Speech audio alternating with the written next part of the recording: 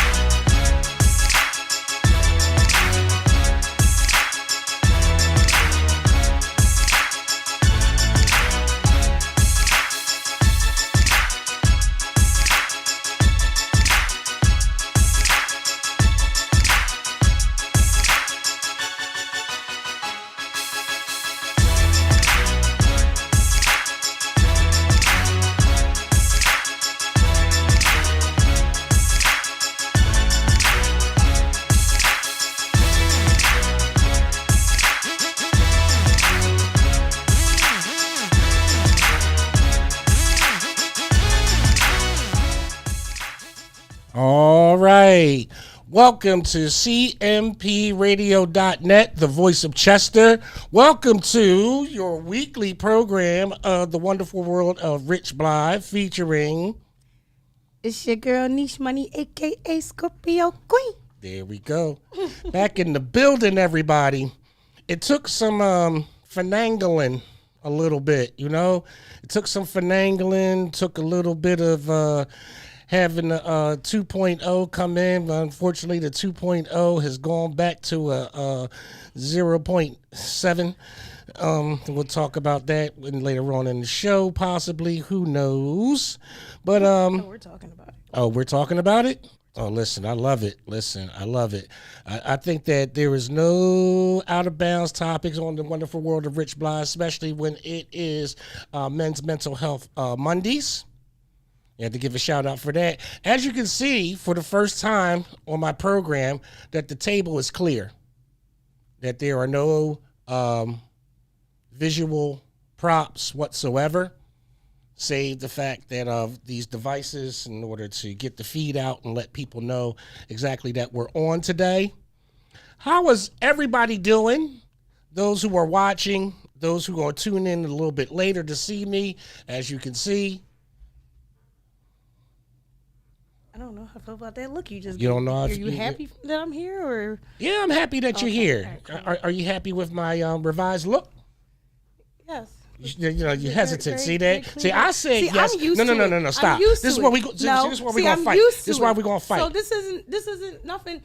Okay. This is why we're gonna fight, because I wasn't hesitant when you said, "Are you happy to see me?" And I said yes, enthusiastically. Okay. All right. I told you where we're at. All right, yeah. Let me do it again. You want to do it again? Yeah, let me do it again. All right, welcome to cmpradio.net, the voice of Chester. All right, the Wonderful World of Rich Blye coming to you on your airwaves through your visual screens. And let's give it up for... Niche Money, a.k.a. Scorpio Queen. All right, that's what I'm talking about. Niche Money. Father, you look so handsome. Thank you very much. Thank you, beautiful daughter. So clean shaven. Thank you, beautiful daughter. I appreciate that. No pock marks, no holes in the flesh, nothing like that. You know beautiful. I appreciate beautiful. that. Look, just like how when I was like about 6 years old and you used to have the box and you was all big. Oh, you really gonna talk about? Yeah, you used to have the box going. No, that was called a high top fade. Excuse me, high top fade. It's just when I used to draw and stick figures. I got a picture. I kid you not. I got a picture. It's on Facebook. She gonna find it, and it's literally a side profile of me with the high top fade. Mm-hmm. Oh, I have it. Don't y'all see? There you go. I have it because I posted a comparison to my son. So. Oh yeah, that's right. So, I forgot. Yes, I have that picture. I forgot about that. Yes. Yeah, these little wars we have. Hold on. First of all, before we even go any further, let's talk about this topic: the legacy of the Black American family. So we're here because I am the legacy of my family. Am I not? Yes. Okay. And you would think that your siblings and children would agree? Yes. Okay. All right. Hold on, and thank you for that. I'm very humble to have that position and to sit here and be able to say it.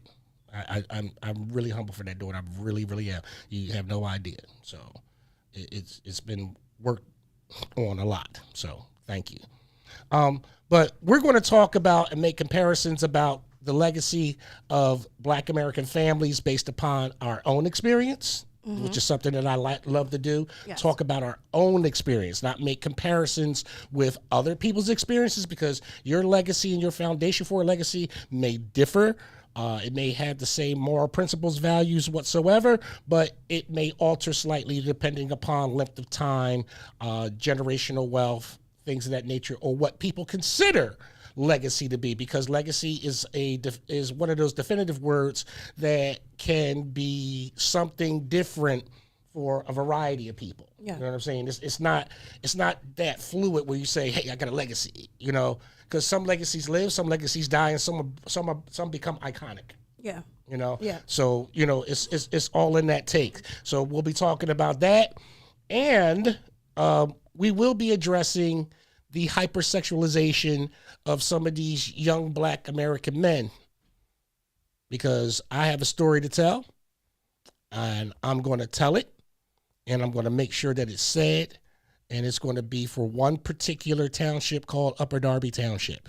So I'm going to get to that and speak on something that that's very close to me, like my kid, and I'm not going to make any apologies when I say this, because there's a reason why I shaved. There's a time of peace and there's a time of war. Okay? And I've already said that we were at war before anybody went overseas. I called that into being. Thank you, Lord, for giving me that discernment to see that we were going. But we're in a greater war now here domestically, because we got a lot more of these little boys running around here. And they're very hypersexualized, more than, say, how I grew up, you know, during the 70s and 80s, you know. And I knew that, you know, hey, my daughter, like I said, I raised her. She's a little bit boy crazy at a point in time, but I handle those type of affairs differently. Yes. Differently. So we'll speak about that. But before we do that, we were supposed to be here, 2 weeks ago? About a week and a half ago? Yes. You know, unfortunately, we had some other schedule. Yo, she found it. Yo, check this out, bro. Yo, you. No, don't do it. But I'm dead serious, bro. That was the Big Daddy. That was the Big Daddy Kane. Mm-hmm. That was. I tried to tell my daughter. I did the side-by-side comparison of him and my son. Yeah, that's crazy, right? That's crazy, yeah. You know, that was some wild times in the 80s. I keep trying to tell everybody, hip hop flows through my veins, bro. Like the whole style, the whole what's the name? Like I have to grow up. I can't be B-boy. You know what I mean? You know, I don't want to be that guy, but I mean, Dad, no offense, you wouldn't have made it like as a B-boy. You know. I told you I was a nerd growing up. No, I don't know why people don't believe that. I was a nerd growing up. Yeah, that's it. You will not see You might do a spin. Yeah, I might do a two-step. Yeah. Two-step. We're gonna come right back to that. That's it. Two-step. That's about it. But no, like I said, growing up in a different era with as I've always talked about with my children, with, you know, anybody that would hear it, I come from a legacy from down south, and that legacy is through my great-grandparents, not my grandparents, as far as I can remember. I know that on my mother's side, that my great-grandfather and great-grandmother were either sharecroppers or children of sharecroppers. Okay, so they come from a period of antebellum slavery here in America. On my father's side, we were sent up from North Carolina. Excuse me, hold on. From Georgia also. From out of Georgia into North Carolina, into Buncombe County, Asheville. And I know that legacy on my father's side got started with my great-grandfather, Lasker Bell. Yes. So One of the first black families on. One of the first prominent black families Yes. in Asheville, North Carolina. Yes. Absolutely. In the history books. Yes. Not something made up. Yes, you can actually look it up. You can Google it. You can Google it. It's, part of the history. And that's where I believe that every descendant should stand for that legacy that's been provided. Like here in Delaware County, there's a lot of families with legacy by their last name. There's some great families out here that have a legacy that started Delaware County, that ran the politics of Delaware County, that did the formations of different companies and different American Legions and stuff like that. There's a lot of legacy here that people are proud of. Why is it that when we talk about it in black communities, they feel as though that this is something that shouldn't be inspired, an aspiration of family? So coming from your generation, because I always go, when I have a question about something, I'm not going to go ask just a random person. I want to ask one of my children who's in this environment, around this, what do you see? What do you hear? What do you think about this? So what I once again, I think we've kind of touched on this aspect of when it comes to my generation of, I think we went a little softer on certain stuff because we felt like our upbringing was a little bit too harsh, right? Right. Once again, this is just going by experience and just what I hear in circles. My issue that I come across a lot of times with people my age or even just a little bit older, but still, younger than you, right. It's this whole concept that, number one, I don't want to force my child to do something they don't want to do. I'm not saying that, you force your child to get involved in a sport and they're not athletic. Right. Don't put your child in a sport and they're not athletic. But this whole concept of not even pushing to experience something, to not just, just try it out. Try piano, try hockey, try soccer.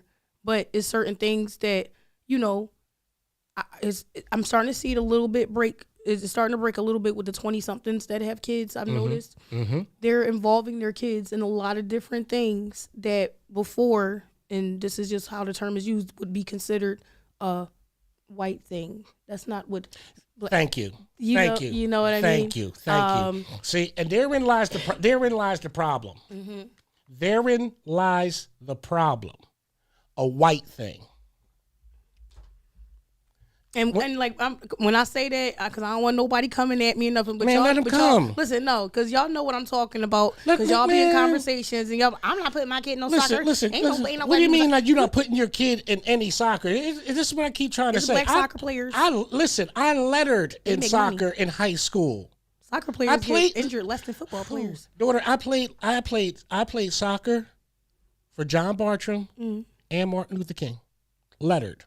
Had the jacket, the whole nine. You had me playing lacrosse when I went to university. Absolutely. What is that? Beverly Hills Middle School. Yeah. Beverly Hills Middle School had me playing lacrosse. Yes. And volleyball. Yes. Why not? See, now it's acceptable because you know why? There's money on the table. Right. Okay, but let's not play any games. And that's the thing for me. Like, I understand the whole money aspect. You want this. I just don't like the whole notion when we talk about, once again, because this ties into legacy. Is it your legacy that you want to be built upon? You want your child. Of course, everybody wants greatness for their child or wants the best for their child. Right. Nobody wants their child to struggle and all that stuff like that. But what exactly is the idea in mind when you're saying, I want my child to do these things? Are you doing this because you're trying to live through your child?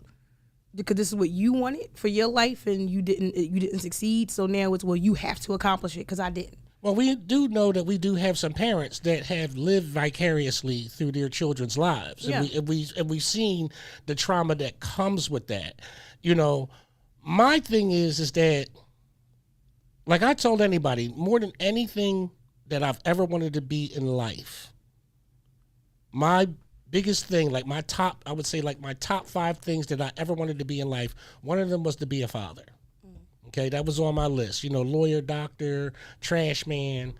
Listen, I wanted to be a trash man. I kid you not, I wanted to be a trash man. Hey, I'm still waiting for a certain somebody out there in the world that's going to see me with my hat and say, get on the back of this truck and ride me. Listen, I'm dead serious. You think I'm kidding. I am not kidding about that, daughter. Some people have these amazing bucket lists of things that they want to do, okay? I want to be a vet. Okay. No. Let me be clear. I want to be a real vet. Okay. Not a street vet. Okay. I'm a street veterinarian. Okay. I take care of the little animals. You nurse them back to health, though.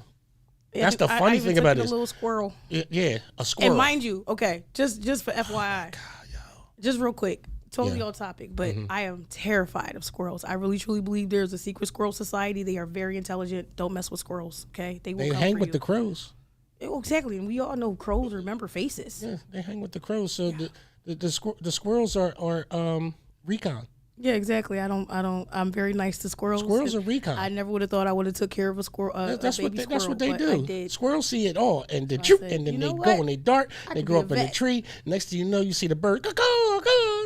Yeah, you know what I mean. They got these animals have their own language. They be looking out for each other. But they work together, though, right? Absolutely, right. Absolutely. And again, we see the examples around us, not only in nature, not only in our environment or whatever. So this is where I start eliminating excuses. Okay? This is where I start eliminating excuses. Because when folks say, I didn't have this, you a damn lie. Yeah. You're a lie. You know how, see, here's the thing. I know that at some point in time in somebody's life, because you go to any prison and you'll hear the story. Hey, did anybody ever talk to you about, God, or talk to you about Christianity or becoming Islamic or before you came into prison or anything like that? You ask anybody on this planet if they've never had a divinity story told to them or someone witnessed to them or whatever, and they tell you no, they are a liar. Okay, they are a liar because either you are now bombarded with it through visuals that are on the internet or different skits that you've seen that you may have found funny or whatever, but somewhere along the line a definition of the divinity has broadened your horizon or crossed your bow, so to speak. So when I say that people have examples, even if it's minuscule, I know of certain people who had the least amount of help and created what we call legacies. Yeah. Okay. I was just having a conversation with Bryce, and I'm not drawing him into the conversation. You know what I'm talking about. But I want to use, for example, the legacy of the man known as Muhammad Ali, aka Cassius Clay. Okay. If you haven't read his autobiography or heard his story or know anything about that, Muhammad was a very angry young man who got into boxing only after he was, quote unquote, discovered by a police officer because somebody had stolen his bike. And he wanted to whoop the person that did it. But it must have been that ferocious for that man to say, hey, we need to transmute this power someplace else. And you're talking about a man who was basically stripped of everything, hated. People said nasty things about him. But by the time he was about to expire this earth, he was lighting the Olympic torch. Records reinstated. People revered him, had him on shows, treated him like, he was a holy man, and country to country that he went to, and when he passed, the world stopped. But this is a man that didn't have a legacy. This was a man that people did not care about. Okay? What's hanging on my living room wall? Standing over Sonny Liston, right? An oil portrait. An oil portrait. Because growing up, we were told that we had to go boldly into this world and establish a legacy in the 70s. That's what we were told. Who am I to not listen to my teachers, my instructors, my mother, my father, my grandparents, and my great-grandparents? John Wesley Brown, Cora Brown, my great-grandparents on my mother's side. Robert Dent, Nysa Lee Dent, Nysa Lee Brown, the daughter of Cora and John Wesley Brown. Then my mother, Jennifer, and of course me. On my father's side, Lasker Bell, my grandmother, Doris Bell, my father, Gerald Blye. Together, here I am. Out of a legacy of exiting slavery in the Civil War, here we are as legacy descendants, survivors of genocide, survivors of Jim Crow, survivors of segregation, survivors of desegregation, survivors of mass incarceration, survivors of HIV AIDS virus, survivors of murder, with Philadelphia being the murder capital of the United States during this period of time. So when we say legacy, all of the things that your ancestors stood for, if you haven't gotten greater than what they have, then you have failed. You failed. And just to touch back on what you were saying as far as being able to listen and have that respect for your parents and the people that came before you. Because once again, we were just having a conversation, and just a little transparency for the moment. I've been here before and we talked about my issues with my son. Absolutely. And that boy, oh boy. And I know a lot of times people will hear one half of a story, and of course, you know, understandable, young man, you want to help, you feel that he needs this help, but it's very disheartening and very hurtful to the family members and disrespectful to the family of those who have been there, who have been his backbone, who have been there to hold him up when he's fallen, who has, you know, not only defended him when he needed to be defended, but held him accountable when he needs to be held accountable. I don't agree with something that was said to me today about this situation, and that is that the generation under us is trying to do away with the slave mentality when it comes to being a good citizen and doing as your parents instruct you to do. So basically, this person feels as though that the three moral principles that I've instilled into my children have been: go to school, get good grades, be a good citizen. That's it. That's it. I mean, there are more, but the top three. There's responsive. See, there's three things that I expected. Yes. But they came with responsibilities. Yes. Okay. And those responsibilities were a daily lesson on what to do, what not to do. Yes. This was pay attention to this. Let me show you this. Let me give you the example of this. This is the reason why. Yes. I always gave you the answer to why. I never just said, do it because I said so. Yeah. And I felt as though that was important because, again, so being someone from the 70s, my generation was do it because I said so. Yeah. Okay. Now, don't get me wrong.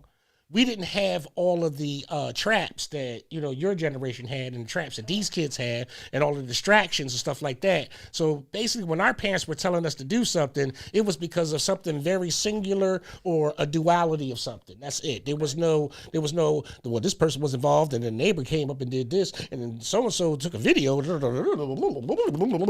It's very convoluted. With us, it was, hey, Miss Gerd up the street saw that you was out there kissing on the girl, and she already phoned your mom, and by the time you got home and you think you could tell a lie, Miss Gerd done gave up the dirt. You know what I'm saying? She done already put down what happened. She didn't need the camera because Miss Gert is a legacy member of the community. Yes.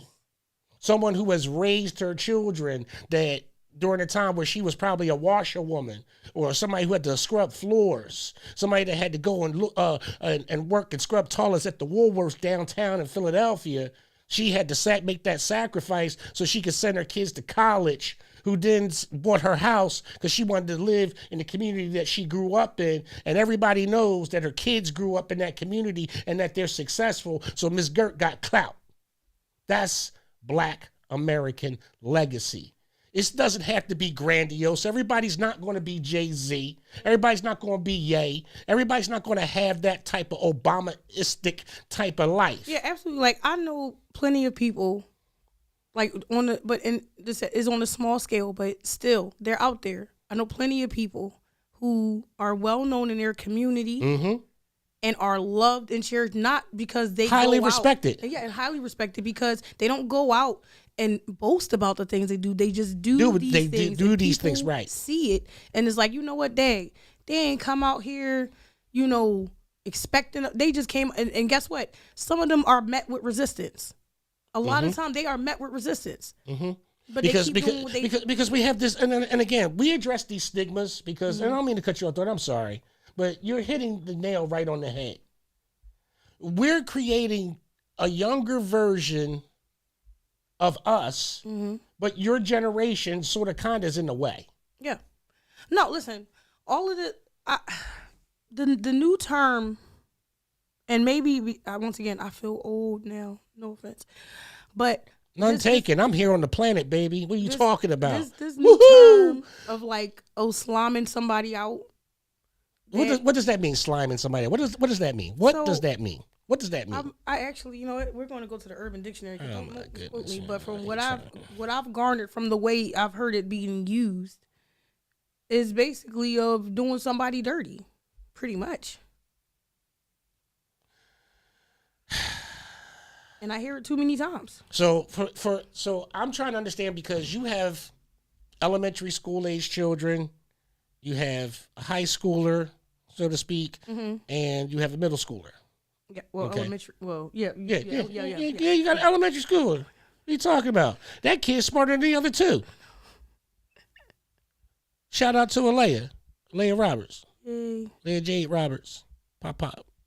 Autism awareness month. Oh, yep, autism awareness. Hold on, I'm gonna cut in before we get to that Urban Dictionary. As you can see.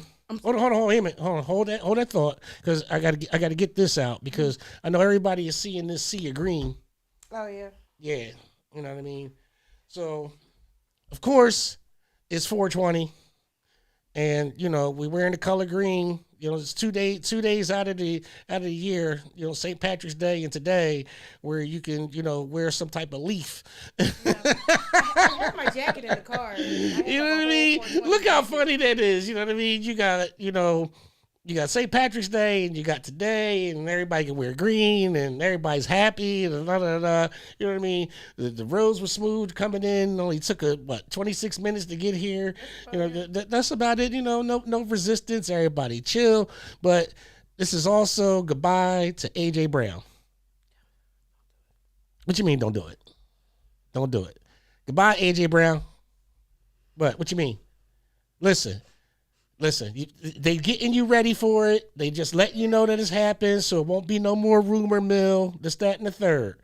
Everybody has gotten what they wanted. He don't want to be here. This is a sport. This is a business. If you want to emotionally hold on to, players as a Philadelphia Eagles fan, you have to understand it is a team sport. It's been a team sport before you were born. It's going to be a team sport while you root for it. It's going to team sport when they put that green on you in your casket. Okay, so at the end of the day, no matter who play, it's always about the team. We love you though, AJ. Thank you very much for the Super Bowls. I know you got to go. So let's just get it over with. You know how it is. Ain't no crying in football unless you ain't getting the ball. But go ahead. What's the Urban Dictionary? What? Did I say something wrong? That was smooth. What you mean? That was what? That was smooth. Did you like that? That was smooth. Yeah, come on now. I caught that. Yeah. Was very smooth. Listen. All right. So I'm the a poet, you term ain't even know "swam it. someone out," Uh-huh. okay, generally means betray, manipulate, or take advantage of someone, often a close friend, a partner, or associate. While slime itself can refer to a close friend or homie in some hip-hop contexts, sliming someone out implies disloyalty or acting grimy for personal gain. Now, once again, Damn, wait a minute. That definition is that deep? yes. See, dude, y'all. And look, and it even has key interpretations. There you go. Of course. Betrayal, I was about- disrespect. Okay. The most common meaning, often associated with treating a partner or friend poorly, such as using them for sex or favors and then discarding them. Manipulative clout chasing, acting as someone's friend to gain social status or benefits, only to discard or hurt them later. Killing or taking out. In some street contexts or violent slang, slime out can mean to kill or physically harm someone. Social media trend. It has been used in TikTok trends, slime your homeboy, to describe creating humorous, fake, or devious pranks on friends, according to some interpretations. All right? The phrase was popularized by Drake, just so y'all know. Okay, so can I say something? Words formed together in a sentence are spells. Yep. Words formed together in a sentence are spells. So this generation is creating words with meaning and context that give birth to an idea and an action. That's a spell. Slimed. Yep. The things you know. Where's my shooting star? The more you know. The more you know. The more you know. Wow. Yeah. That's the. So I think that because once again, now you hear that is deeply, deeply embedded Yes. into the quote, culture, right? Say that. And this is the mindset. When did that come about? When did this word slime come about? When? I think like a while ago, actually. I mean, I've been hearing a lot. 80s. No, not 80s. It's not 90s. It's not even early 2000s.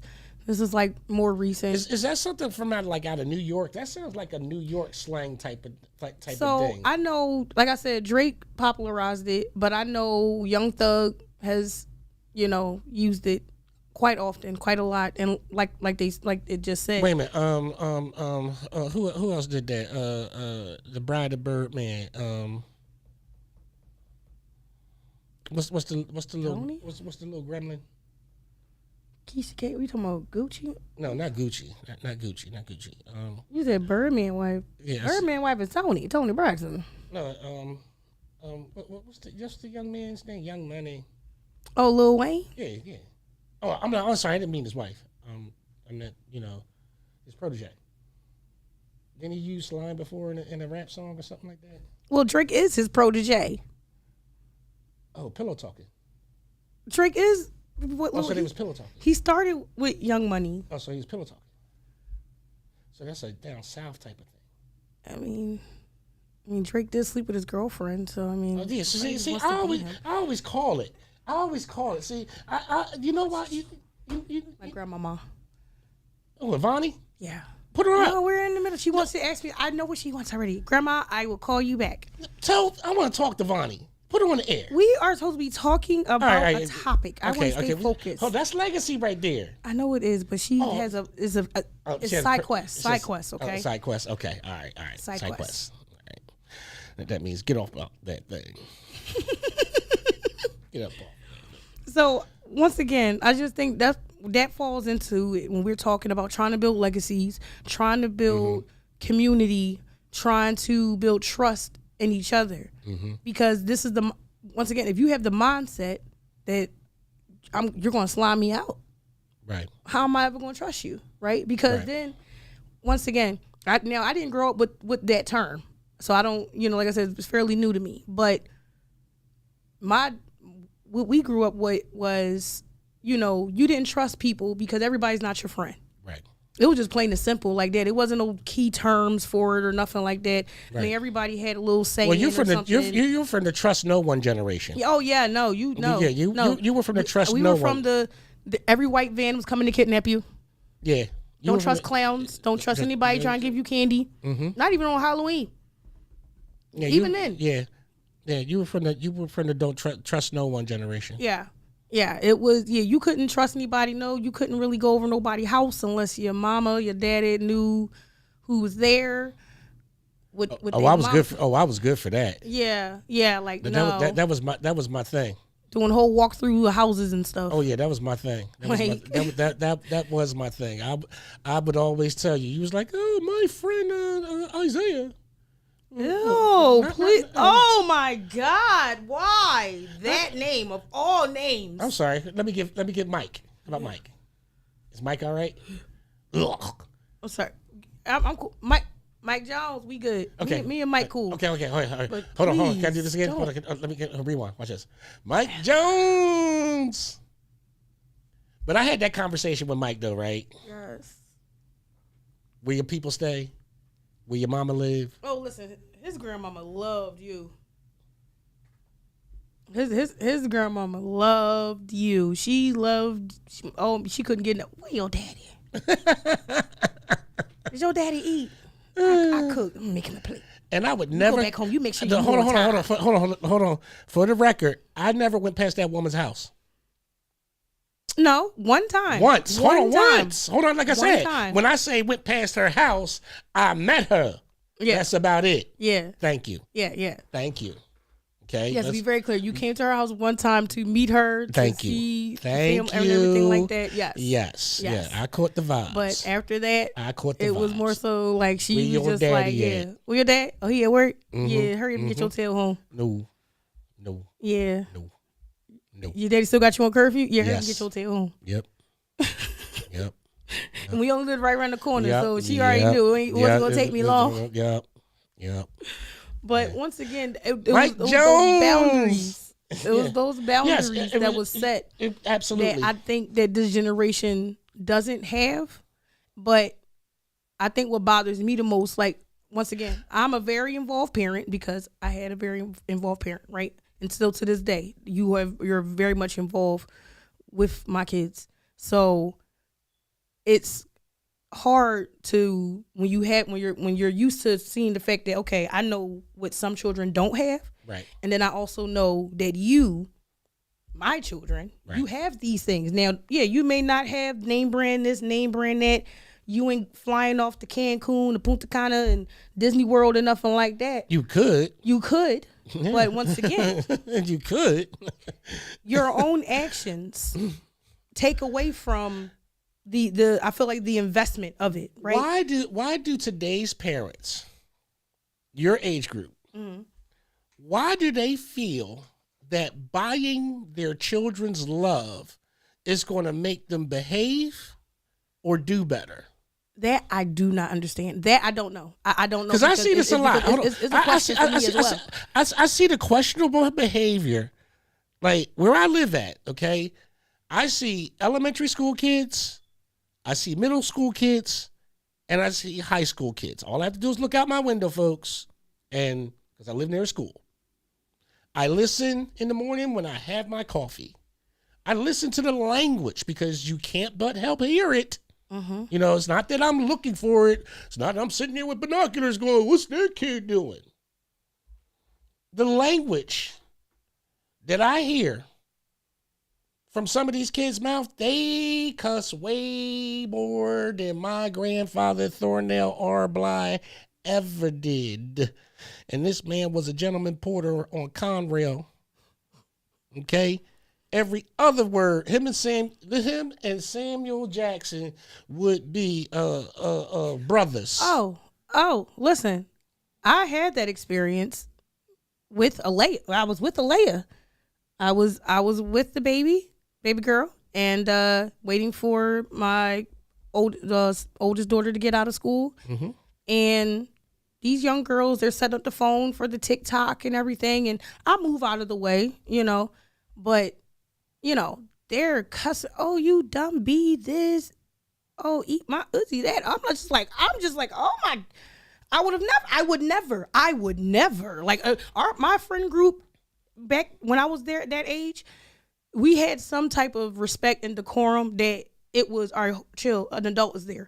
And then once again, one of the young ladies did turn and was like, stop. Like, it's a mom right there with the baby. And this one young lady was like, I don't give a F about that B. So now, I know I'm an adult. But this is my child. Okay. So, to each his own. If you want to cuss, I know I can cuss. Mm-hmm. I can cuss with the best of them. So, I said, oh, okay, well, you dumb, the beep. Yeah. Well, I don't give a beep about your beep. Go tell your mother with the beep, all of that. Hold on, I'm going to say and this. They're just sitting, you can't talk to me like that. Why can't I? That's why I say Scorpio queen. That Scorpio is real. It has pincers and a venomous tail. It's going to get you one way. It's going to get you two ways. It's going to get you a third way. I'm also very known. I'm well known for like cussing out your kid. I will cuss out a kid. Yeah. And I will tell you, please go get the adult that is responsible for you. Yeah. And we can all have a conversation. And when I say a conversation, we can have a conversation. Mm-hmm. We can. I think I don't tolerate disrespect. If I don't tolerate it from my own children. Thank you. And if you feel as though correction, or if you feel as though your child cursing in front of adults, saying the most vulgar things I've ever heard come out of a child's mouth. If you think it's okay for your child to be on public transportation, smoking, blowing smoke in elderly women's face as they're trying to come home from work, because I've seen that. Oh, can I tell mine? Hold on, I can tell mine. Let me tell mine. Okay, so 2 weeks ago I said that I was starting, sponsoring a black girls dance company, and it started off really, really well.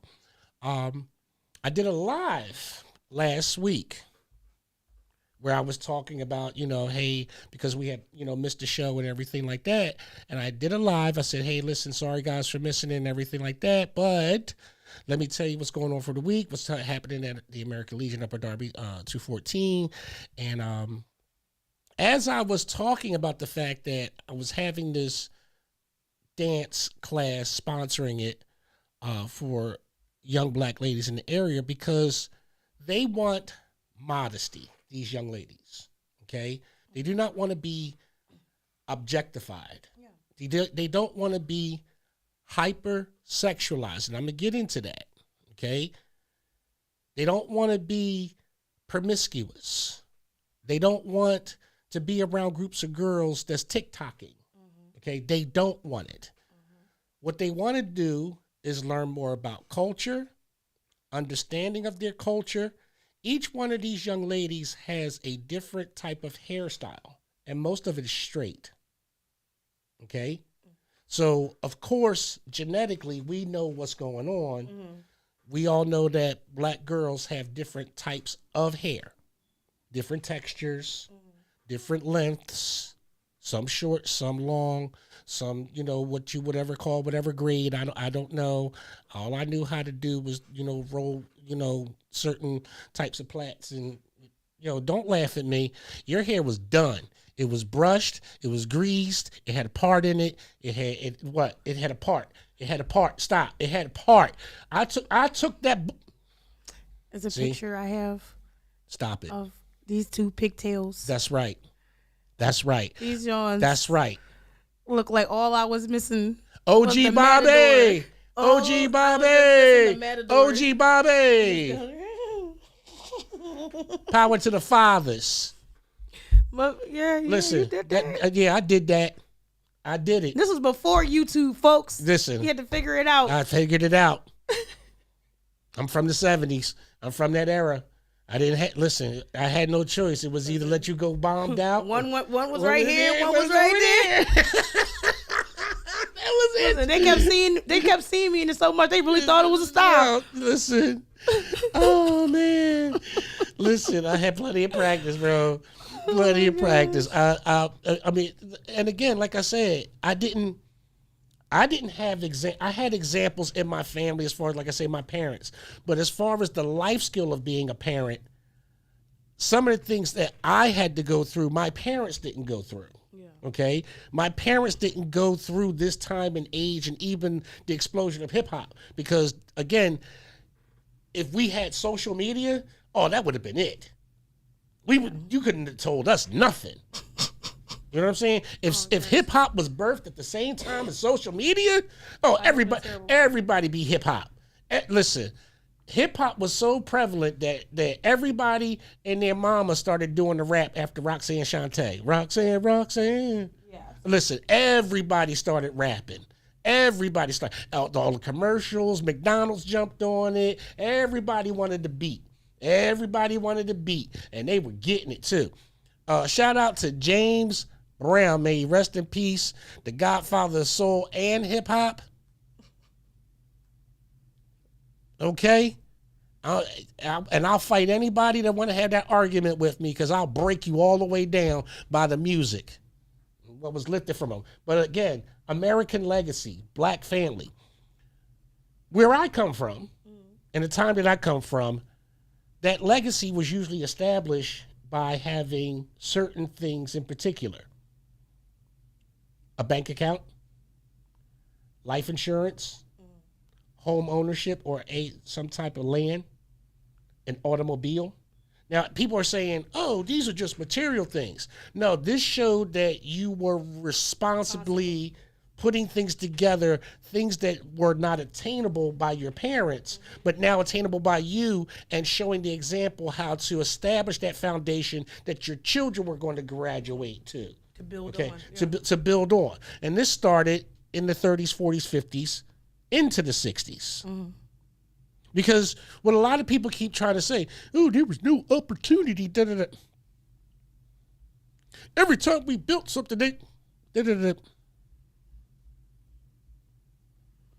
the northern sector of the United States has been devastated by people who keep saying that blacks cannot attain a legacy, but they keep them in states of bondage by giving them everything that they need and telling them to forget their past. We are the only group of people with the least amount of time in world history, from a period of struggle, from a period of enslavitude, from a period of getting through all of these things in which international laws are written based upon the way that we were treated, that we're now telling our kids, oh, forget about this system. Forget about doing that. Don't do that. No, that's what your grandparents did. You know, we had some people like that too. We had some people. This is a brand new world with a brand new time, and everything like that is long forgotten. Right now, in the time and space, once again, I know every generation had its own. You know, this is not the time for this to. You know, because it's high stakes right now, especially with that whole mindset of you're telling a 17-year-old. Yeah, break free of that slave mentality, when the only mentality that he has been taught is his history, where he comes from, to be proud of himself, to lean into his gifts, to use his gifts, not just use it all haphazardly all over the place. Yeah, you are a good wordsmith, but what are you saying with your words? Mm-hmm. You're a good artist. Mm-hmm. But what are you creating with your art? Mm-hmm. Are you using your charming, magnetic personality that I gave you, that passed down to me, are you using that for good? Or are you using it to manipulate? That's corny. Don't be talking about that type of stuff on this radio station. Don't be talking about doing all that positive type of stuff. We don't want to hear all that garbage, man. You shouldn't be proud to be black. You shouldn't be proud to do this. You shouldn't have no pride. You old. You old. You shouldn't have no pride. Why you care? Why you care? I care because when I was in desegregated schools and all my teachers were white and they didn't care. Oh, they made it a point. I had two dynamic black women, Miss Bandy and Miss Sims. I don't know if they still living. If they are, God bless you. If they're not, may their souls eternally rest in peace. But these two women made me proud to stand up as a young black man and fight back. Or else I would have went under and succumbed to the crack era.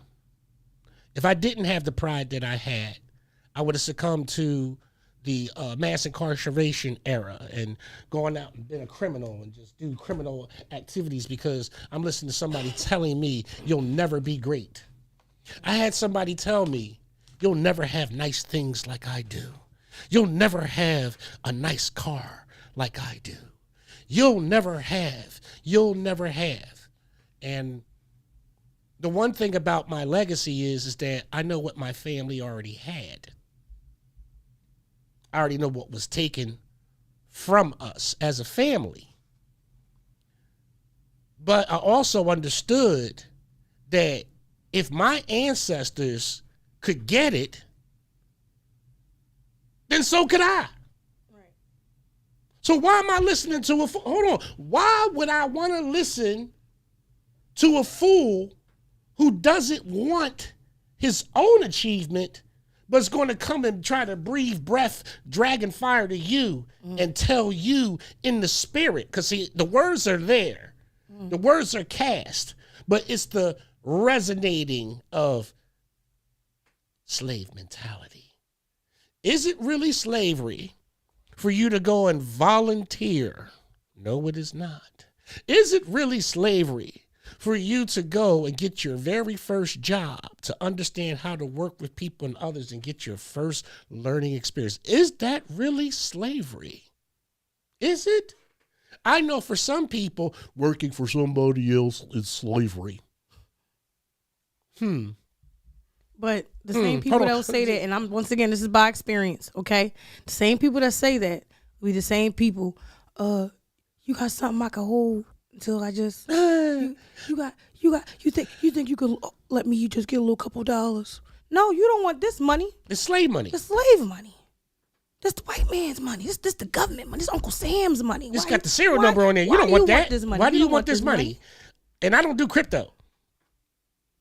So I think what we need to really ask the question is hold on, is it slavery or is it indentured servitude where you get paid a pittance and then you work? Let's be real. Okay. I'm sorry. Anybody that has worked for me? No, just in general, who has had to work for a living. I think we all would agree that it feels like indentured servitude. Is it not? I mean, all the money that you have earned, basically, it's contracted services. You have a home. You have to pay for that home. Yeah. If you have electricity, you have to pay that that gas, your water, car, insurance, okay, child care, health care, okay, mental health. You gotta pay for it. It's not cheap. As the world has evolved, so has the expansion of revenue. Yes. Okay. So here it is. You have to work. So you have to. So yes, you have to work. And even in the Word of God, it says that if a man does not work, he does not eat. And see, this is where I shoot people down with this when they try to say slave mentality. Now, if you're treated a certain way, if you're talked to a certain way, if your wages are withheld, if your union doesn't back you up, then maybe it can be and make you feel like slavery, like a lot of the Upper Darby Township employees who can't talk to nobody and don't really like their jobs because of the way that they're treated. Oh, it's a horrible workplace environment for Upper Darby Township employees. Shout out to Upper Darby Township employees. I love you guys. I love each and every one of you. Especially shout out to our Upper Darby librarians. Okay? I'm dead serious. Hold on. Because this past Wednesday, and I keep forgetting her name, but she's a very articulate, beautiful woman who comes and she speaks, and Upper Darby doesn't support its libraries. Okay? And libraries more than just books. Okay? It's sources of information. It's places for our seniors to meet up, you know what I mean, and have different sessions. It's different places for those newly arrived individuals who are trying to Americanize themselves and learn the English language in our libraries. It's a safe haven for a lot of children to come to because there's, a playground near Sellers Library in Upper Darby and the beautiful one that they have over near Garrett Road. There's a lot of different books. There's a lot of different programs at your Delco libraries. I suggest that if you don't have a library card, that you get one and check out your local library, especially in Upper Darby Township, the underpaid champions of the workforce of Upper Darby Township. Go in there and say hello and tell them Rich from the J said hello. What? Listen. Listen. Yeah, listen. Take a look. It's in a book, reading Rainbow. Hold on, that's copywritten. We got to calm that down. Shout out to LeVar Burton. You were such a big part of my childhood. Big part of my young adulthood. You know what I mean? I sat there right there with you with those programs and learned a lot of stuff. Even as an adult. He besides you, of course, he was a big influence on my love of books, the hunger for it to I just want to read another book. And I'm sorry, I know a lot of people now read off of their tablets or their audiobooks or whatever, the Kindles and stuff like that. But it is nothing better than actually a real book. Turning the pages. The smell of a book. The smell of a book, turning the pages, feeling the pages, looking at the words, having the words without the digital. Without the digital, you know what I mean? Lights all in your eyes. When you, the thing about it is that the cognitive brain thinks differently when you turn pages, folks. Okay? So I'm a big proponent of, if you have children anytime this year, don't put any type of device in their hand. Don't do it. I'm very serious about that. Young folks that are having children, do not put those devices in their hands. It changes. Okay? Go get the books. You can get the readers, you can get the speech readers with them and everything, the big flip pages and everything like that. Get your children back into it because the laws are changing. And all of the laws are always put in a book. They are not all digitized. They are not all coded. They're not done coding everything. Okay? The digital era is not done. They haven't finished downloading every text, every type of new code, every type of new law. They're not done yet. But they got to put them in the books. The truth is in a book. Okay? It is.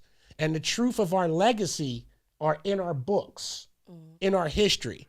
Right now, we have a whole bunch of gatekeepers on the internet, on Facebook. Hold on, let me get back to my story about the American Legion and the girls. I was about to get sidetracked.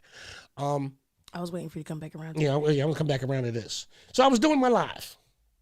I'm doing my live and I'm talking about the girls coming and they're going to, have this thing and, I'm going to help them to cooking and everything like that. And, dancing. Cooking, dancing and cooking. Listen, there's a lot of stuff what? Excuse me. Excuse me. Hold on. I stand corrected. What? Okay. And I got him started.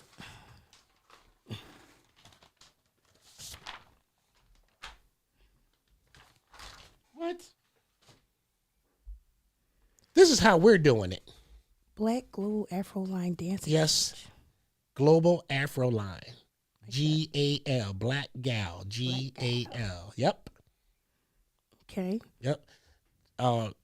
This is headed by a very good friend of mine, Miss Alexis. Shout out to Miss Alexis. Shout out to Miss Alexis for, coming to me and asking if I could, donate space, which, I went to my commander, Lisa Kelly, and, the same material that I'm putting in front of you was put in front of her.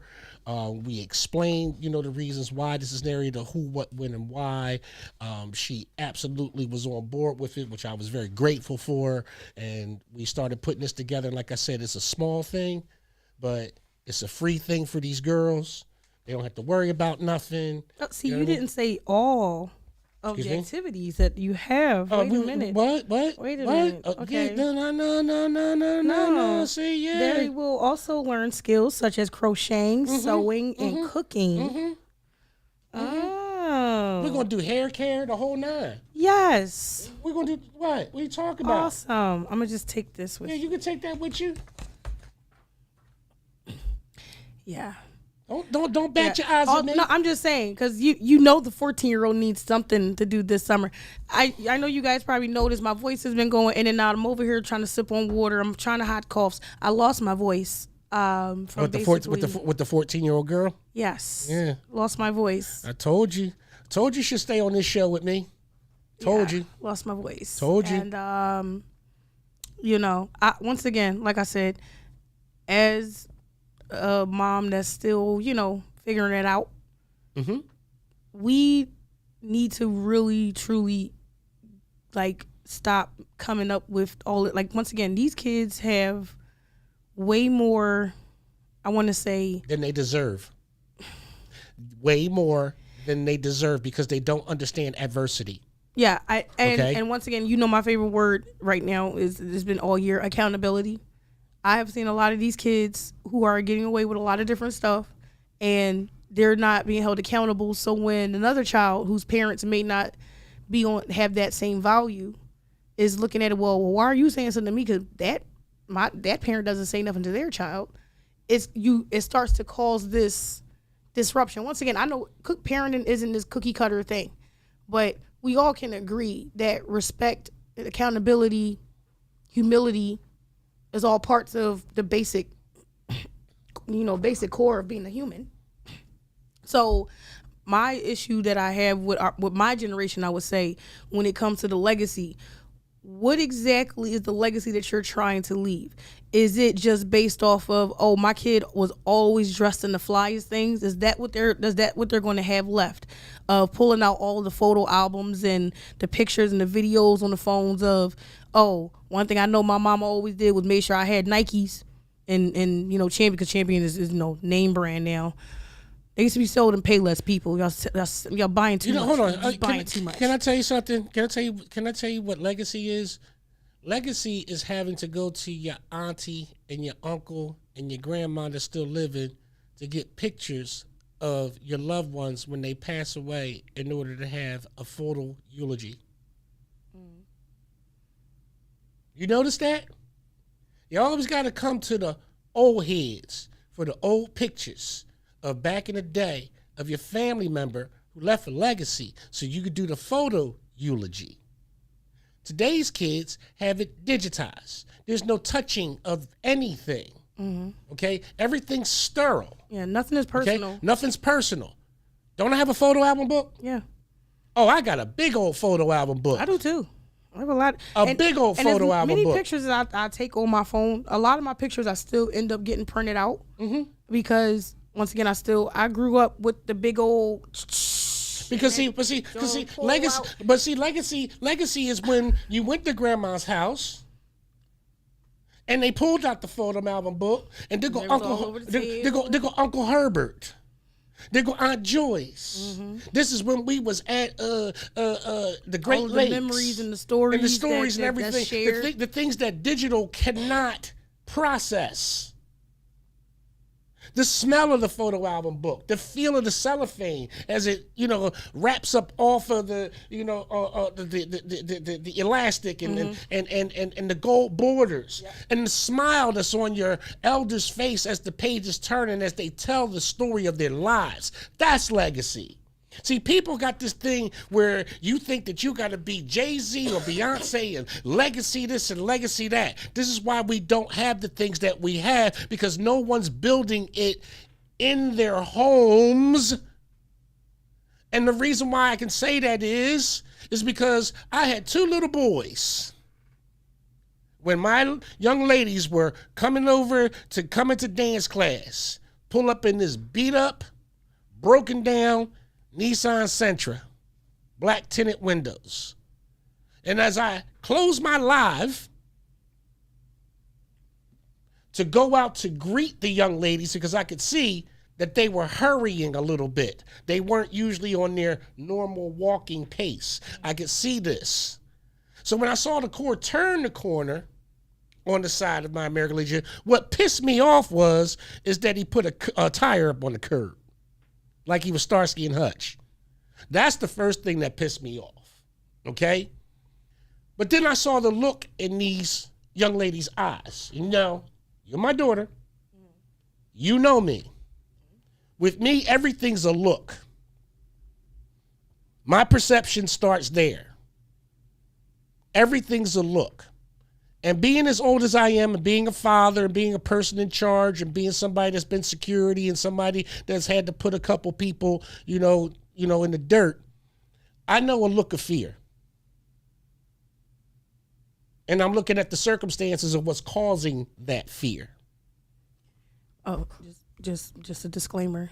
When he said he put people in the dirt, he didn't mean like 6 feet. He meant that he made them eat dirt. Disclaimer. Continue. Okay. Anyway, so I got you.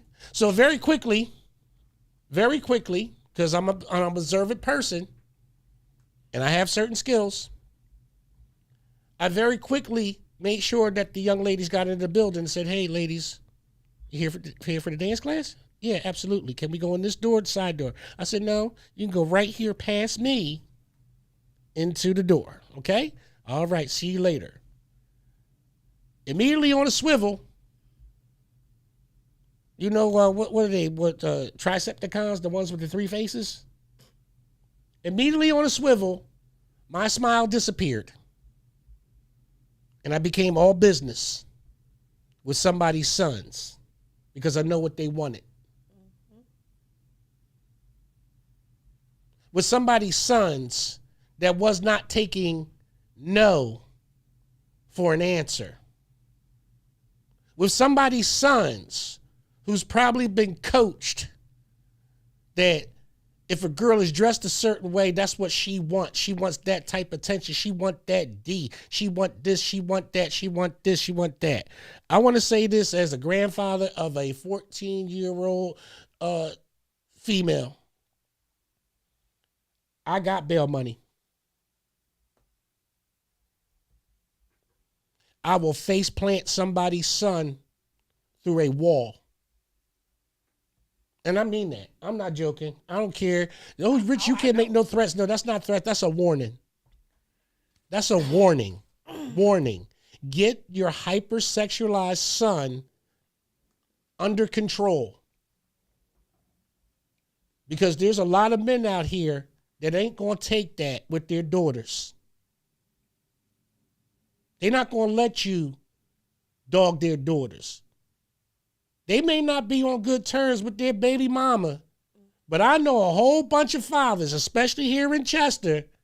I know the first dude, the first boy that makes that man's daughter cry, you in for a world of hurt for a long, long time. Because Chester's small. And some of these boys are slick. And talk to your daughters about being promiscuous. Mm-hmm. Because we have the largest amount of sexual predators in Delaware County residing in Upper Darby Township and Chester. Okay? It is what it is. This hypersexualization of our boys is damaging the legacy of men. Case in point, what happened in Shreveport, Louisiana yesterday. that involves 2 women And 8 children. and 8 children and a man who is not disciplined. Yeah, and A man who is not, no. Let's call it what it is. Let's call it what it is. No. I'm with you. I'm with you because I just want to say this because once again, goes back to my word, accountability. I saw a lot of claims of, oh, well, it was a mental health crisis that he had. It was this, it was that. No, let's call it for what it is. Yep. He clearly was faced with the reality of having to be held accountable of carrying on with 2 women. Yep. And he couldn't tolerate that. He couldn't deal with that. And he killed 8 children. One of them not even his. Mm-hmm. But 8 children are gone. He hunted these children down. Mm-hmm. Okay? This was about, if I can't have it my way, it's no way. And I'm going to say this just personally, because I know, and this is not me man bashing, because I'm also one of the first women, if I see something being done wrong and unfairly to a man by a woman, I'm one of the ones, I'm going to say something, because I don't tolerate that. I have brothers. I have a father. Mm-hmm. I have a son. Thank you. So I speak up, especially when it's a woman. Because once again, there's too many times we as women sit on the sidelines and allow men to be disrespected by other women. In the moment a man has to defend himself, and I'm gonna say has to, because that's what we've gotten to at this point. I'm not saying we're all these clowns, Mm-hmm. but I'm talking about for the men. That's why I'm saying the word for the men who try to walk away, who say I'm not doing this drama filled. It is, listen, y'all women got to get it together. Y'all see it, start holding these women accountable. The same way I'm going to ask the men, can y'all please start holding your brother, your friend accountable? No, we're gonna have to. No, see, here's the thing. We're gonna have to. We're gonna have to. I just want to touch on this one thing, and I'm gonna let you go. Mm-hmm. When going to the store, and now I'm a very versatile dresser. I like to change my fashion depending on how I feel. I change my hair a lot. I change my colors. I wear colored contacts looking like serpents and dragons and fairies in the middle of summer. That's just me. I wear fairy wings and all of that. It doesn't really matter. But the idea that is based off of what a woman has on. I have had sweatpants, baggy shirts with stains of grease and oil because I'm cooking frying chicken and I just wanted to run to the store to get some more flour. And I've had men, oh, hey, baby, how you doing? And of course, yeah, how you doing? Oh, well, can I? No, I'm okay. Oh, well, Dad, you're not going? I'm okay. Have a good day. Well, Dad, all I'm trying to do is just speak. I am okay. I don't have time to talk. Well, you don't got time to talk? No, I don't. Oh, what? Fuck you then.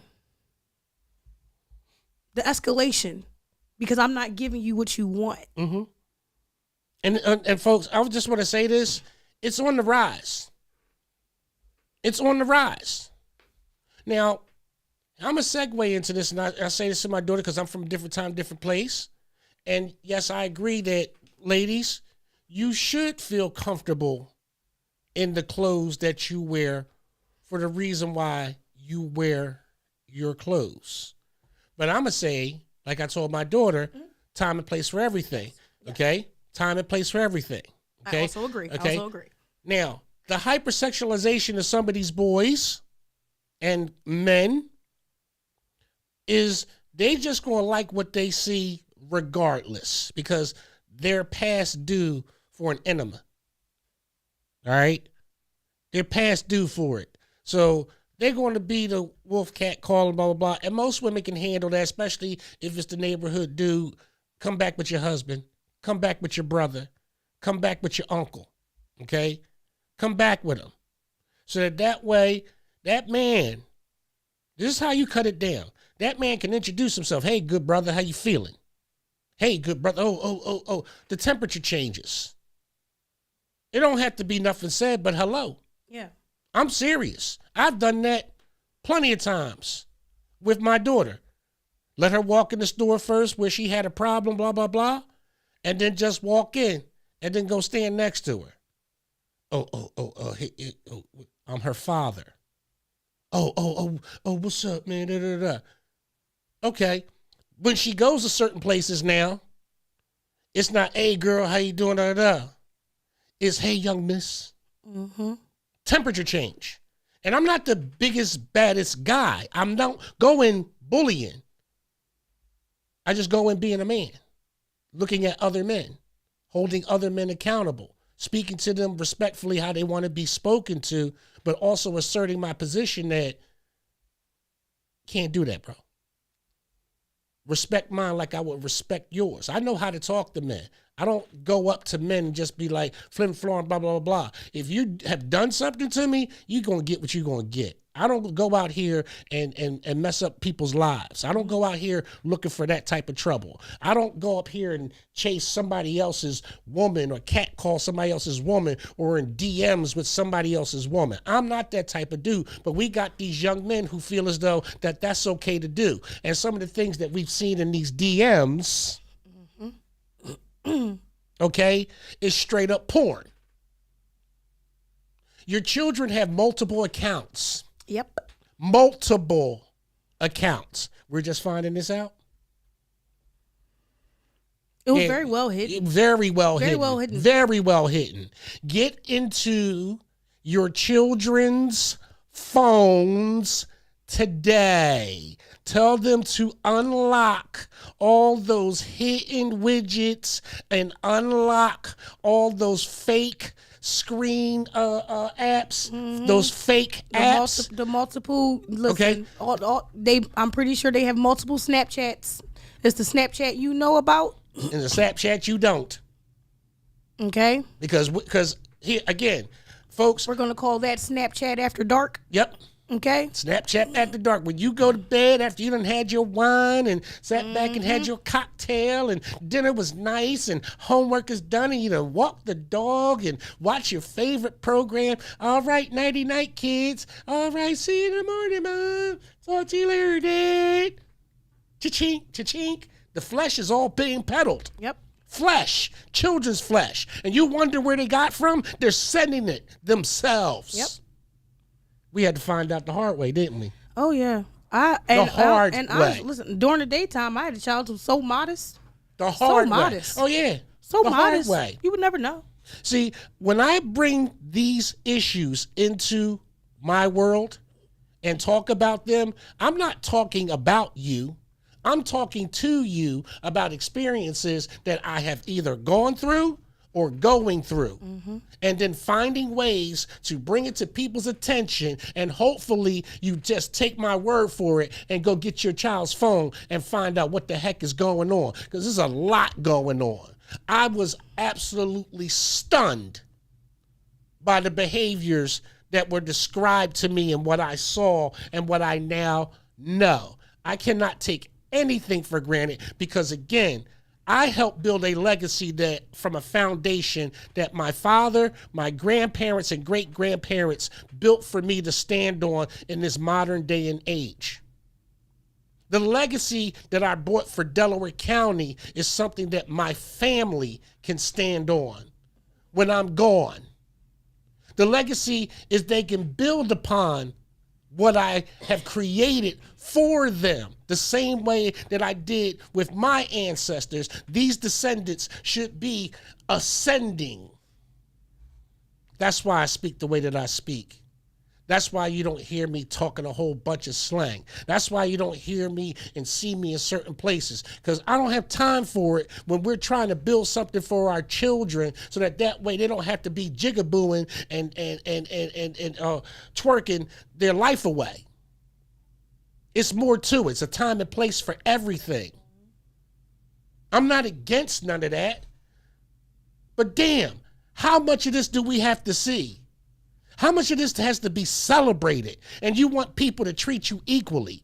How much of this do we have to say when we say, what's the value of your family? Ask your kids, who are you? Tonight, before they go to bed, ask your child, who are you?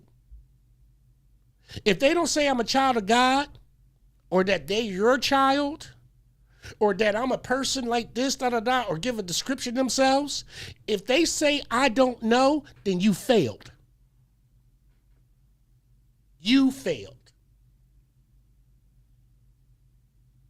I went to this church. I'm not going to name the church. I ain't going to name the pastor, because I got asked about my spirituality and why I don't attend church, but I'll read the scriptures and everything. That's because I have a very personal relationship and walk with the Lord that's very unique and very pleasant for me.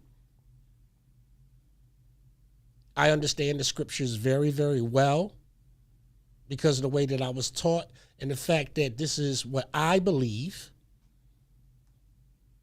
And because I believe it, I can gain great pleasure out of what I read for me in the scriptures.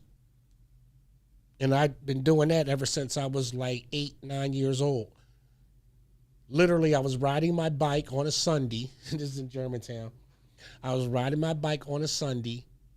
I went past Germantown Hospital. You know that corner right there, right before you go down in that pavilion? Okay. Germantown Hospital? Okay. Right there, before they built all of that up, there was a brick church there, okay? It was a little brick church, and they were having Sunday school. And it was a white church, you know what I mean? Little black kid, and I didn't know no better. I just went inside. Get a drink of water, and lady asked me, did I want to come to Sunday school? I'm thinking school, Sunday, I'm a nerd. I'm serious. I was a nerd.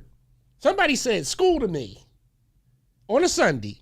And I had never been to church, so I went to Sunday school, and I liked it. I think I was like 11 or 12 when I was baptized. Yeah. My church that I grew up in, it doesn't exist now, but it was called Light of the World Chapel. It used to be down 4th and Bainbridge, right down from the famous deli. Used to be at 4th and Bainbridge, Light of the World Chapel.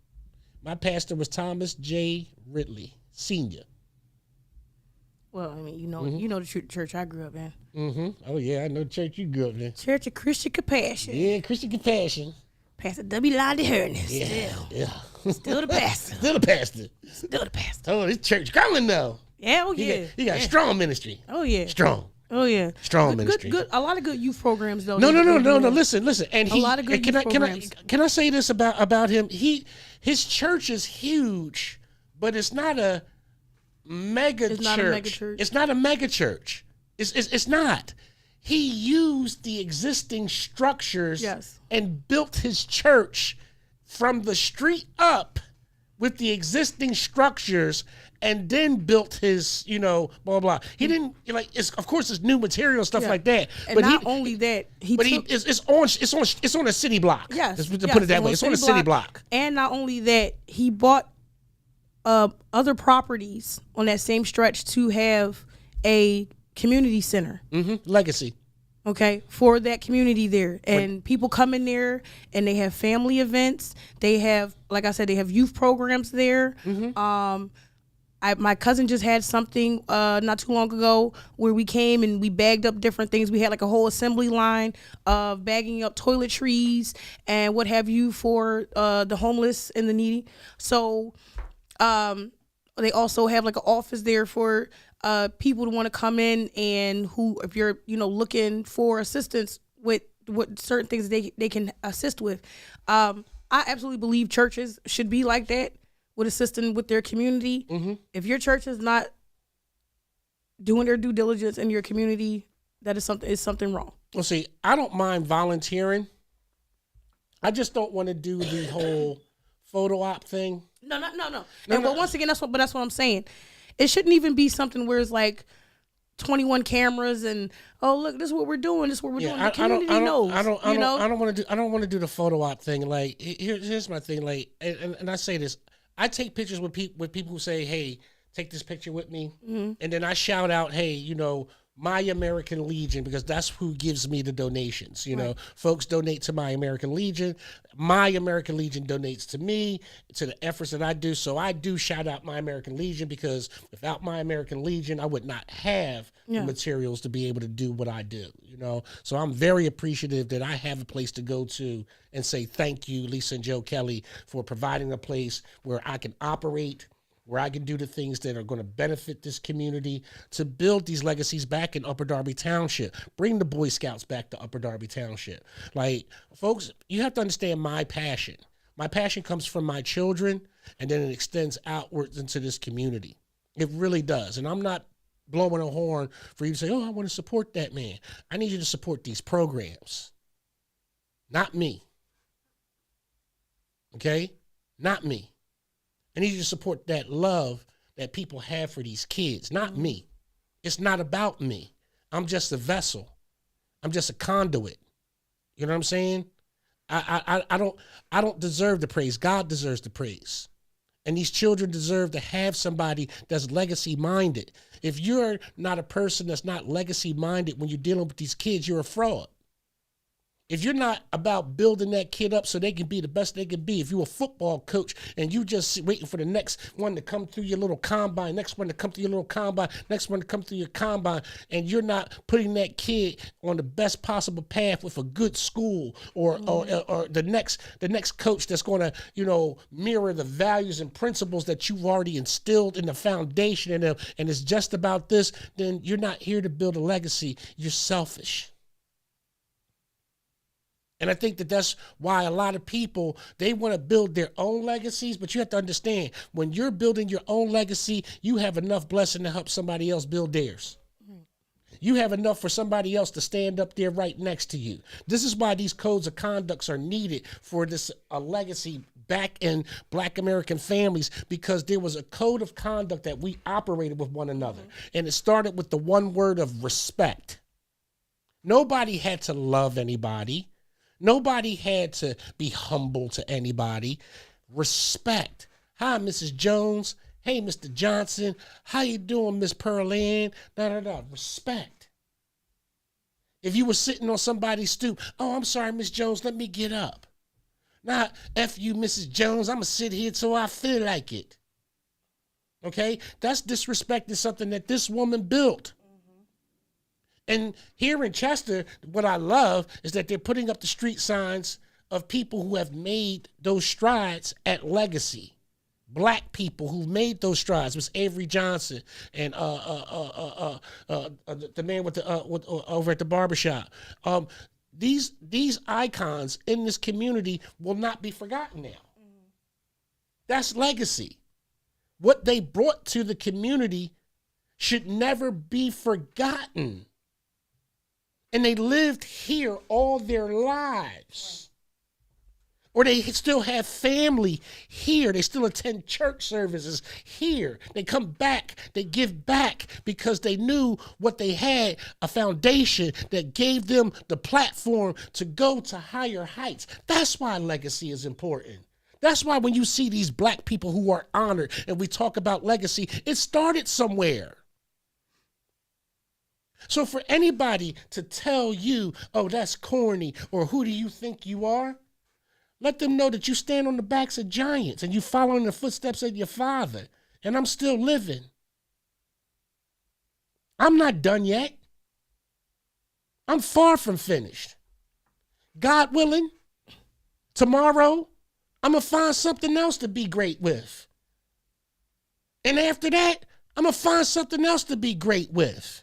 Because I'm not promised tomorrow, and yesterday I can't control. So I'm going to win today. Today is where I win. I win the day. From the moment I wake up, I don't have no pockets. I don't have no money. You go to sleep in your drawers, right? So all you got is your skin. But the first thing you do is you stretch and you take that breath of ether again knowingly, and you say, thank God, I'm going to win today.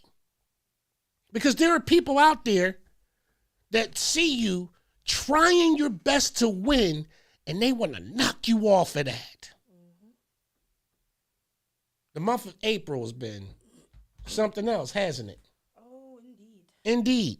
But for certain people, they wouldn't know it because we're not showing it. And that's what upsets these spirits, is the fact that we're waking up to win. We're waking up to help other people win. We're waking up to build. We're not waking up to support, folks. See, I already said that word support was going to be obsolete for 2026, didn't I? Yeah. Didn't I say it? Yeah. Didn't I say that was going And to dry then it up? ended up becoming a word that I cannot. It's like Didn't it makes me cringe I now. tell you It's that just word like, was going to dry up? Ugh. Because people took Support. advantage of people. Yeah. A Like lot. you weren't given Okay? all the support. There was no return on investment. Like I always say, if somebody comes out for me, if somebody comes to an event for me, I'm at their event. If Colonel Jenkins from the Office of Veterans and Military Affairs comes to my American Legion, I'm at his flag raising. I'm there for that black man. If he says I'm having a book reading, I'm at the book reading. If he says I'm having a luncheon, I'm at the luncheon. Thanks for the free lunch. But you know, listen, military, daughter, you're gonna learn to love being part of a military family. There's no such thing Is as that free. where you had got that roast beef from? Yes. Oh my God. See, you be lunching. I keep trying to tell you. I go to the places where veterans be cooking and their wives. Man, some of these vets know how to barbecue, or they know the best places to order the grub at, where they get them steep discounts and a whole lot of food and everything like that. This is why you got to take advantage of your perks of being in a military family. Y'all be lunching. Y'all be lunching. That I took some time off. Okay, y'all be lunching. I'm trying to tell you, man. I'm gonna tell you like this: next to Southern black families barbecue and veterans family are like the next top tier of people when it comes to throwing a soiree that has food and alcohol. Shout out to my Delaware County veterans. I love you guys. You know I do. Army, Navy, Air Force, Marines, Coast Guard, Space Force. Each and every one of y'all. You know what I mean? Reserves. You know what I mean? National Guard. All of you guys. You know what I mean? Tremendous work that you guys do and the time that you put in, stuff like that. I'm the son of a vet, so it's always going to be that type of love. Shout out to my nephew Kavan. He a Marine. That's right. Yeah. It's in the family.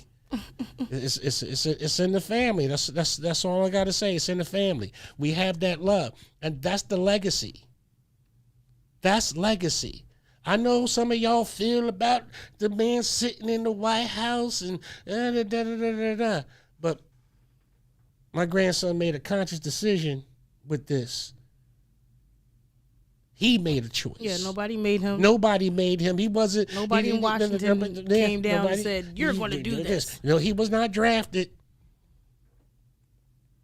And, you know, I would have never thought Kavan would have been a Marine. Oh, yeah. Never. Yeah. Ooh, you talk about a Reggie? He's a Reggie.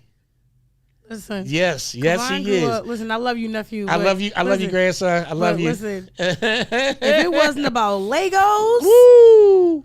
you better not say nothing. Excuse me, Legos, Pokemons, what else? Digimon? Digimon? Was he Digimon? No. It was me like the Legos, like the Pokemon. Listen, I remember going to King of Prussia. I mean, Plymouth Meeting. Yeah. I remember that. I remember that ride. I remember that time. Like the little plastic bins that you order, you got to put them together, the little drawer thing. I mean, filled. He had like 4 of those, like stacked. Yep. And it was still trying to get more. I was just like, oh my gosh. And then it was so funny is now is like if he wasn't in the Marines, he absolutely could do fashion. Mm-hmm. Like his fashion sense and just like the way he puts his ensembles together and outfits and all types of stuff. Yeah, absolutely. You know what I mean? And again, like I said, when you get older, and like I said, I came into the digital age with you. That's the key to this. Like you didn't hit, the digital age by yourself. You didn't hit these runways and hit these different, portals by yourself. I was here with you and I was learning along the same lines. And, I get around pretty good, Shh, don't tell me. I get around pretty good, and it's just amazing to me that we're willing to sacrifice the tangibles for the intangible. Yeah. You know, for the internet fame, for to be the next internet sensation, to be I want to get rid of the term influencer. Influencer. There we go. I am so tired of hearing that this person, oh, they're an influencer. They're an influence of what? What is the influence? Right? Because I keep trying to explain this to the teenager that I have, right? Because once again, they see these things online. They just know for a fact this is real. This is their real life. No, these are sponsorships. Yeah. Okay? They get sponsored. These are little skits. Now at the beginning, they were live streaming, what they were doing, and they were creating content. They were content creators. But once again, the whole mindset with a content creator, that you are buying these things to then say, hey, I can do a ad for you here. Well, I have this following here. I'm sorry, it's whoring yourself out. For it is. Ooh, wait a minute, is that slavery? Is it not? Is that slavery? I wouldn't even say it's slavery. I feel like it's more so prostitution. That's what I feel like. Right? Because once again, these content creators or influencers wake up and their day simply revolves around, you got to think I'm pretty. You got to think I'm perfect.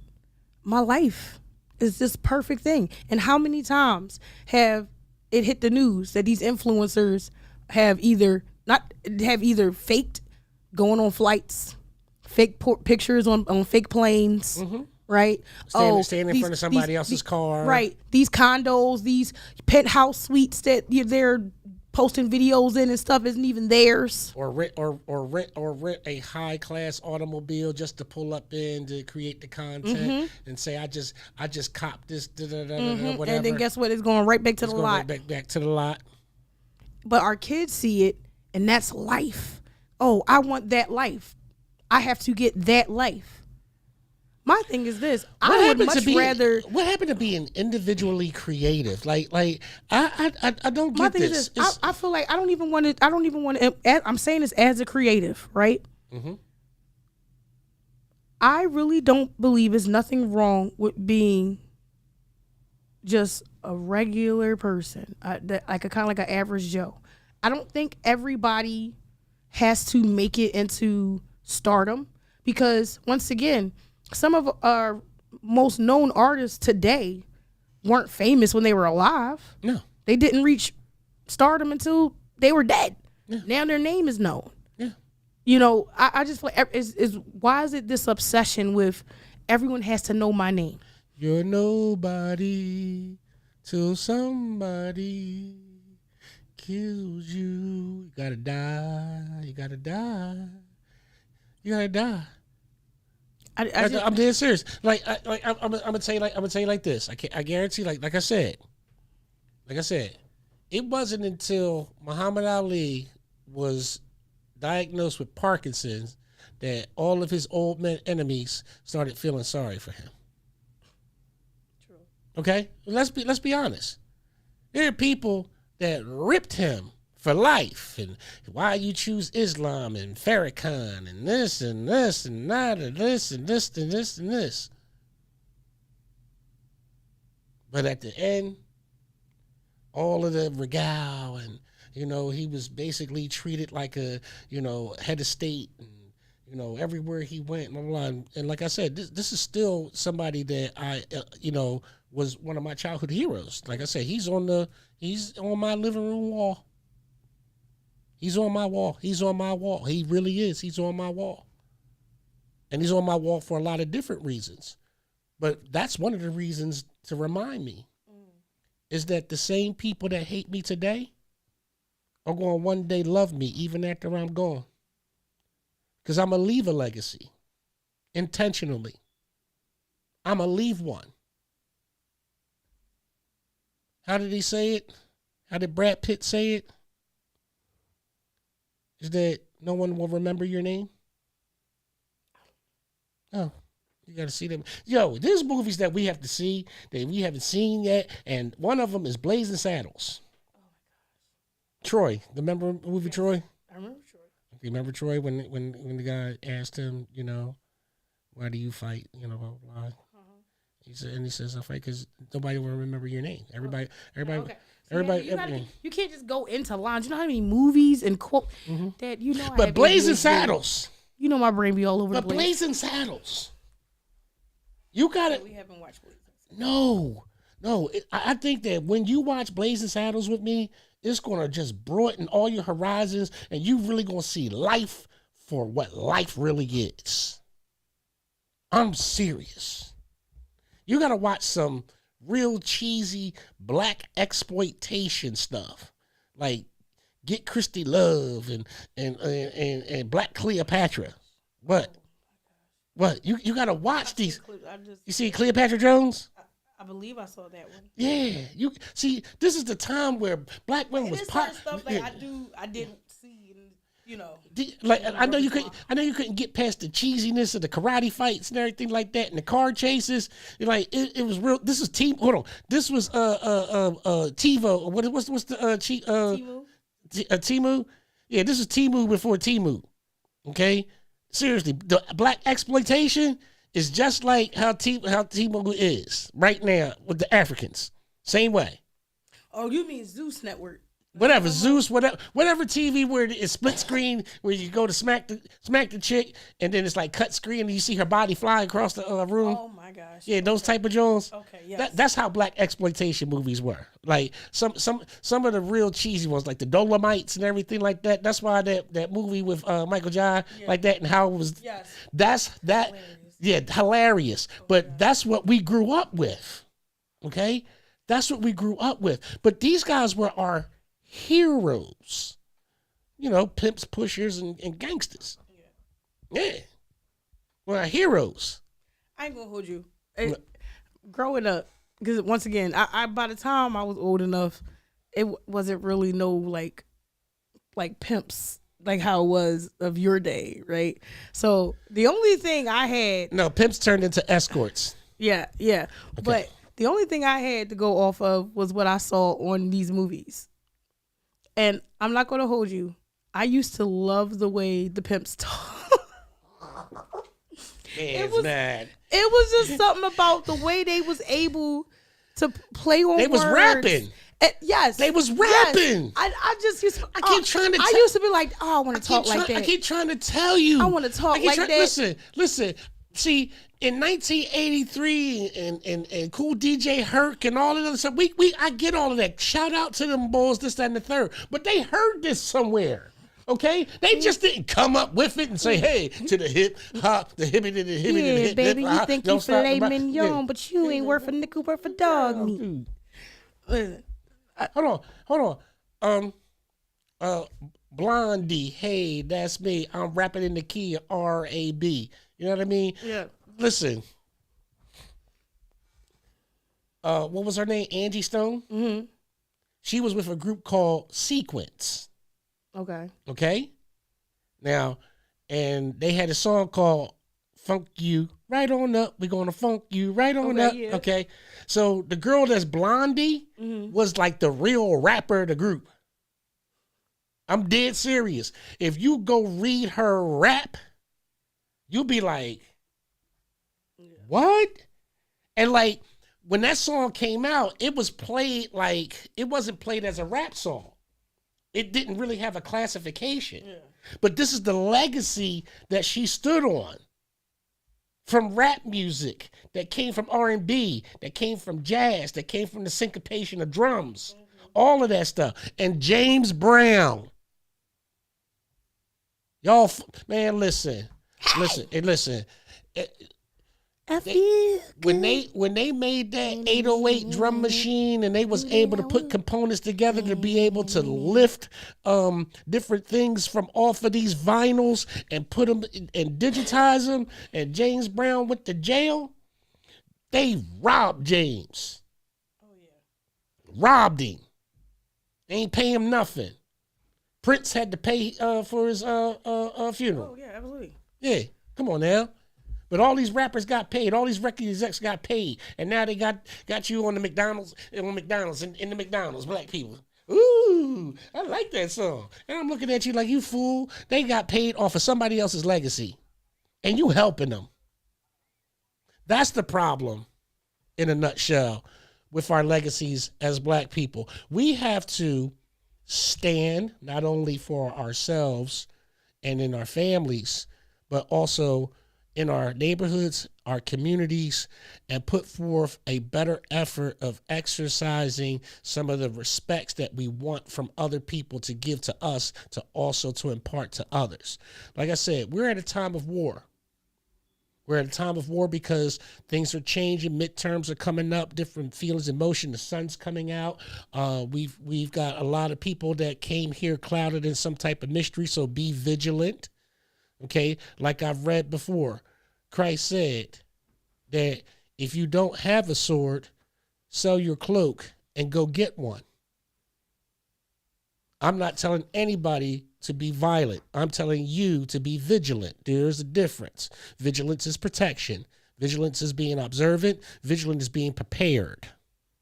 Violence does nothing but have a negative outcome from an emotionally unstable reaction to something that you could take care of with words. Yeah.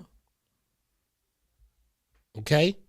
That's what we're trying to learn today as we strengthen ourselves in each and every direction that we go. So before we go, like I said, I usually start it off with prayer, but I'm going to end it with prayer.